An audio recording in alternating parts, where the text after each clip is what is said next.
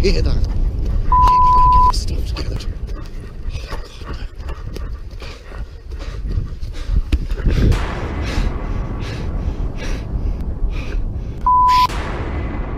Something ran. I think it was a dog, but something ran through the woods. I don't know if you can see any of this. I'm absolutely hopelessly lost in the woods now. I don't know if you can, you can't hear the trees now. The wind's calmed down. It's the moon. I've always loved Bigfoot documentaries. So when I heard about the recent UK Bigfoot sightings in Sutton Park Birmingham, I had to make my own. I would like to talk about some of the themes which recur in these videos and a couple of famous stories. My love of Bigfoot movies began with The Legend of Boggy Creek. The Legend of Boggy Creek is a 1972 documentary about the Fouke monster, a Bigfoot-type creature that's been seen in and around Fouke, Arkansas since the 1950s. The film mixes staged interviews with some local residents and reenactments. Charles B. Pierce, an advertising salesman from Texarkana on the Arkansas-Texas border, borrowed over $100,000 from a local trucking company, used an old 35mm movie camera, and hired local high school students to help make the film.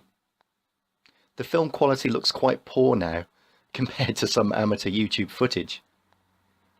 The Fouke monster, a 7-foot-tall Bigfoot-like creature, is described as being completely covered in reddish-brown hair, leaving 3-toed tracks and having a foul odour.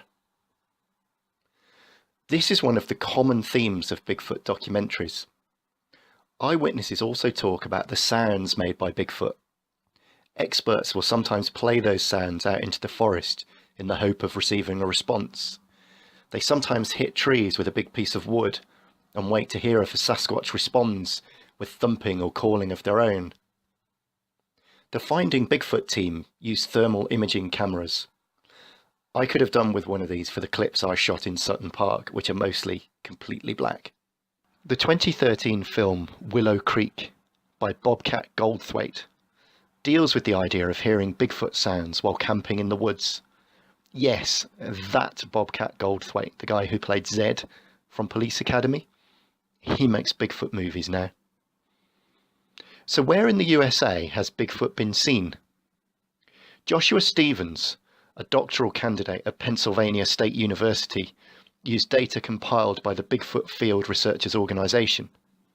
At first, the map looks a bit like a map of population density, but a two-way analysis shows that this isn't the case. And I'm quoting here, "There are distinct regions where sightings are incredibly common, despite a very sparse population. The terrain and habitat likely play a major role in the distribution of reports." End quote. In other words, Bigfoot is not seen in the middle of big cities, but in sparsely populated places, especially forests and mountain ridges. The map, which uses reports from 1921 to 2012, shows a plethora of sightings in the Pacific Northwest, the Ohio River Valley, Central Florida, the Sierra Nevada mountain range, and the Mississippi River Valley. The classic Bigfoot video has to be the 1967 Patterson-Gimlin Film. The Patterson-Gimlin Film is an American short motion picture of an unidentified subject, which the filmmakers have said was a Bigfoot. The footage was shot in 1967 in Northern California. The footage was filmed alongside Bluff Creek, a tributary of the Klamath River. The film site is roughly 38 miles south of Oregon and 18 miles east of the Pacific Ocean. For decades, the exact location of the site was lost, primarily because of regrowth of foliage in the stream bed after the flood of 1964. The location was only rediscovered in 2011. The filmmakers were Roger Patterson and Bob Gimlin. Patterson died of cancer in 1972 and maintained right to the end that the creature on the film was real. Patterson's friend Gimlin has always denied being involved in any part of a hoax with Patterson. Gimlin mostly avoided publicly discussing the subject until about 2005, when he began giving interviews and appearing at Bigfoot conferences. So, is Bigfoot real? It seems arrogant to just say no because, science. YouTube has a massive volume of footage of varying qualities, but there's a lot of stuff there. So let's do a quick for and against. For Bigfoot, we have a huge volume of eyewitness reports. We have the remains of Gigantopithecus, which is at least evidence of a large ape having lived at some time. We have vast forests with few human inhabitants, and the masses of video evidence. Against Bigfoot, well, eyewitnesses can be unreliable. When they do DNA analysis, hair samples turn out to be bears. No Bigfoot has been brought in alive or dead. Not that bringing a live Bigfoot in would be like a trivial thing to do. And videos can be staged or faked. And then we can be very cynical. If the video quality is poor, then we say it's fake. And if the video quality is really good, then we say fake even more. I'm going to end this video with Joe Rogan on his experience with the Bigfoot hunting community. So I hope you enjoyed this video, and if you want more content like this, please like and subscribe. Thank you. Did you see Grizzly Man? Yeah. Yeah. Many times. I was rooting for the Bears. Yeah. 100%. Yeah. Okay. Right. Yeah. I was the same thing. I was like, go Bears. That's an interesting case because that guy is obviously that movie mentally influenced Willow Creek probably more than any other movie. Really? And Willow Creek, if people haven't seen it, it's Bob's Bigfoot movie, which we're going to get back to Bigfoot. Well, when Willow Creek came out, I was in the middle of my Bigfoot phase, where it was just ending. And what killed it for me was when I did that sci-fi show with Duncan Trussell, and we went to the Pacific Northwest and hung out with a few Bigfoot hunters for a week. And after a while, we were like, dude.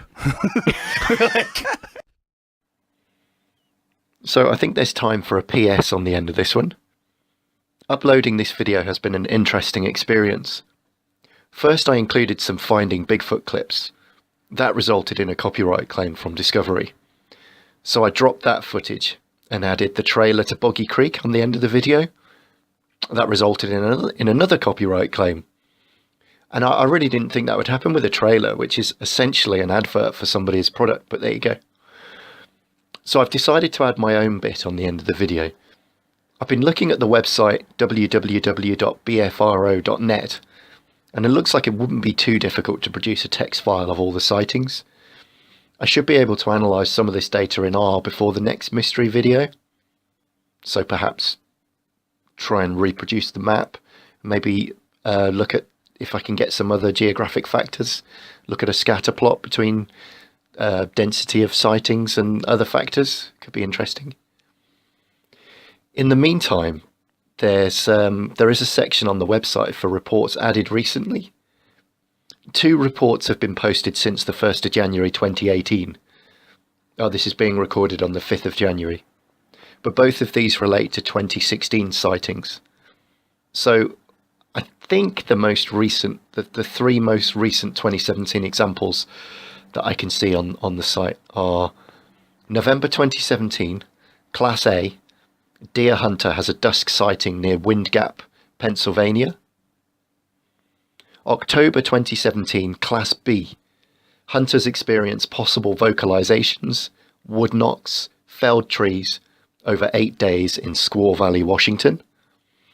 September 2017, Class A, wife, I don't know why they say it this way around. It's usually say husband and wife, but it doesn't matter. Wife and husband find tracks, have afternoon sighting near Hell Roaring Ridge, Idaho. So I'm going to aim to do a bit of analysis on the raw data over the next day or two. So please, if you're interested in that, like and subscribe. Thank you.